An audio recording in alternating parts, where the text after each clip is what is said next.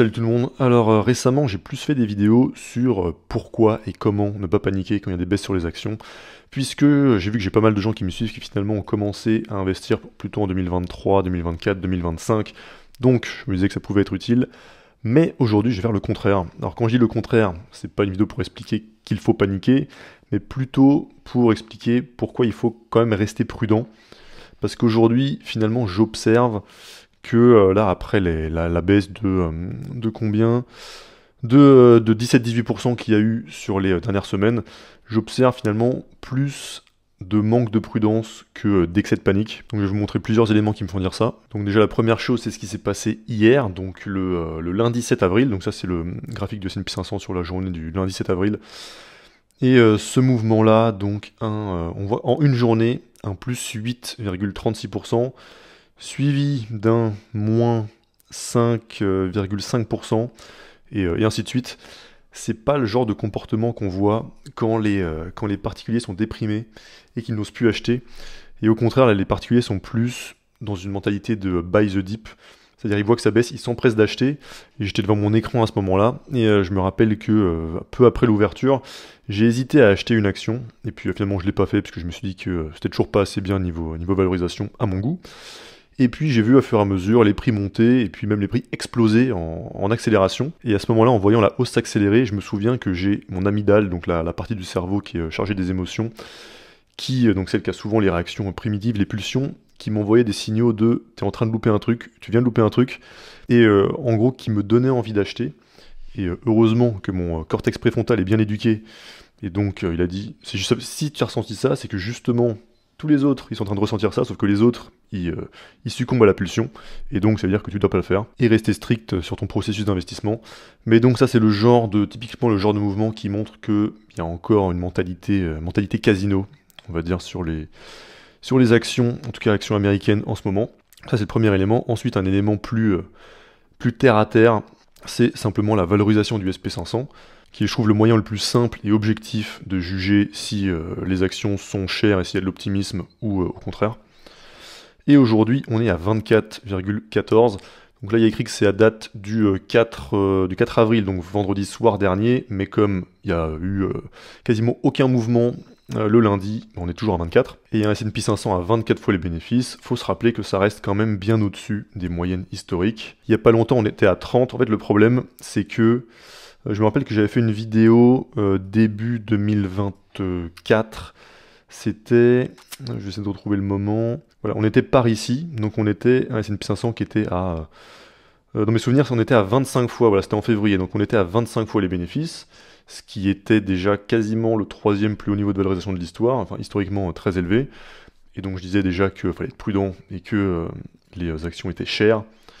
On est ensuite allé à 30, donc le niveau d'optimisme, et on est même allé pour moi jusqu'à l'euphorie après l'élection de Trump, a continué à augmenter. On est passé à 30, donc encore plus cher. Pour cette raison, j'ai pas investi en novembre, en décembre, janvier, février, mars. J'ai fait un investissement le 31 mars. Et on est ensuite repassé de 30 à 24. Mais comme il y a eu une baisse, les gens ont l'impression, se disent que maintenant c'est une opportunité, puisque c'est la logique de buy the dip. Donc il y a une baisse, j'achète, une correction, j'achète. Sauf que passer de 20 à 24 ou passer de 30 à 24, ça reste 24, il n'y a aucune différence. Il n'y a pas plus de raison d'acheter quand on est passé de 30 à 24 que quand on est passé même de 15 à 24. C'est exactement pareil, ça reste un SP500 à 24 fois les bénéfices. C'est pas l'affaire du siècle.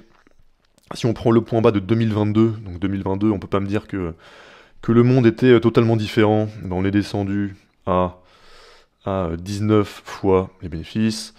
En 2020, Covid, on est descendu à 18 fois les bénéfices. Et même si on remonte plus loin dans le passé, après la crise financière, on est descendu à 13 fois les bénéfices. Et si on prend même après la bulle Internet, on est descendu à 17 fois. Et sachant qu'en plus, globalement, les valorisations qu'on a depuis la période de la bulle Internet, donc depuis la fin des années 90, sont en moyenne élevées par rapport à la moyenne passée. Ce qui, ok, peut s'expliquer en partie. On peut dire que c'est en partie justifié par le fait que les entreprises d'aujourd'hui ont moins de capex, ont des marges plus élevées, etc. Donc je veux bien que la moyenne actuelle soit supérieure à la moyenne passée, mais la question c'est à quel point est-ce que ça justifie. Donc voilà, faut pas oublier qu'aujourd'hui on est toujours à 24 fois les bénéfices, et donc factuellement, objectivement, ça reste un niveau de valorisation qui est plutôt élevé pour le SP500, et c'est exactement la même valorisation que début 2024, où c'était déjà élevé, et on voit d'ailleurs que ça correspond à la limite haute des valorisations qu'il y a eu à un moment donné en 2016, puis en 2018. Donc certes, le S&P 500 est beaucoup moins cher qu'il y a 3 mois, ce qui est déjà super bien, mais c'est pas parce que c'est moins cher que c'est pas cher. Donc ça, c'est la raison principale pour laquelle je m'excite pas. Et même si je regarde plus spécifiquement sur les actions qui m'intéressent, aujourd'hui, il y en a très très peu qui ont atteint des prix qui m'intéressent. La plupart sont encore assez loin. Bon, il y a par exemple Medpace qui a des prix qui m'intéressent que je pourrais racheter, mais je fais attention aux proportions que chaque entreprise a dans mon portefeuille. Donc je suis pas plus optimiste aujourd'hui que l'année dernière quand on avait les mêmes valos, par exemple vers janvier 2024. À part que j'espère que la tendance continue comme ça et qu'on arrive vraiment à une situation où il y a plus de peur ou même jusqu'à la panique, ce serait l'idéal. Il faut faire attention à pas accorder trop d'importance à l'histoire récente et à même oublier complètement l'histoire qui a plus de 2 ans, 3 ans, 4 ans. Parce que j'ai l'impression que les gens ont la mémoire courte. Rien que si tu prends sur tout 2022 et tout 2023, c'était beaucoup plus intéressant qu'aujourd'hui d'investir. Et tu prends toute la décennie 2010-2020, il n'y a pas un seul moment, à part peut-être un petit moment vers 2018 où le marché était aussi cher qu'aujourd'hui. Voilà, il y a eu un petit moment là en janvier 2018 où c'était plus cher qu'aujourd'hui. Sinon, pendant la totalité de la décennie 2010-2020, le S&P 500 était moins cher qu'aujourd'hui. Et aujourd'hui, je remarque beaucoup de particuliers qui sont très très pressés d'acheter. Et donc ça me pousse à la prudence. Ensuite, je peux donner d'autres exemples spécifiques. Bon, par exemple, le Bitcoin et les cryptos sont encore populaires, ce qui est plutôt un mauvais signal, on va dire. Signal qu'il faut être prudent. Les scams non plus n'ont pas pris la correction qu'ils méritent. Avec ici MicroStrategy, par exemple, qui devrait prendre au moins un moins 50% encore. Et en voyant du MicroStrategy à ces niveaux-là, ça montre qu'il y a beaucoup de particuliers qui ont un peu investi dans n'importe quoi, qui sont encore trop optimistes. Autre exemple, on peut parler de Palantir, qui est toujours extrêmement surévalué, à 160 fois le free cash flow et à 64 fois le chiffre d'affaires. C'est encore un exemple qui montre qu'on ne peut pas vraiment parler de fort pessimisme. Par exemple, en 2021, il y avait un niveau d'optimisme très élevé. Ils avaient atteint 38 fois le chiffre d'affaires, ce qui est déjà énorme. Et ensuite, quand le pessimisme s'est installé en 2022, ils sont descendus à 7 fois le chiffre d'affaires, de 37 à 7.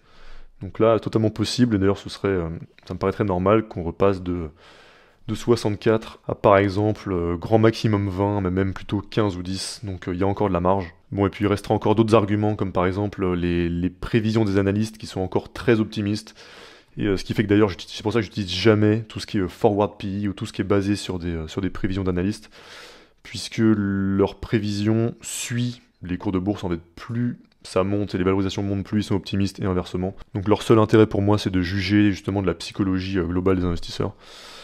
Donc voilà, globalement je fais cette vidéo pour dire que souvent les gens sont à un extrême, soit ils sont dans la panique, soit ils sont dans l'euphorie, et plutôt que d'être au milieu, alors que souvent vaut mieux être au milieu. C'est-à-dire on n'est pas obligé d'être dans la panique, on peut être dans la prudence, pas obligé d'être dans l'euphorie, on peut être optimiste. Mais quand je vois qu'il y a beaucoup de personnes qui ont commencé à investir très récemment, en 2024, 2025, et qui sont en ce moment dans une frénésie acheteuse, et qui se disent qu'ils font les affaires du siècle, bah moi ça m'inquiète un petit peu. Enfin, ça m'inquiète pas pour le long terme de leur portefeuille, puisque si tu achètes des bonnes entreprises et que tu es capable de patienter assez longtemps, à la fin en général ça se passe bien.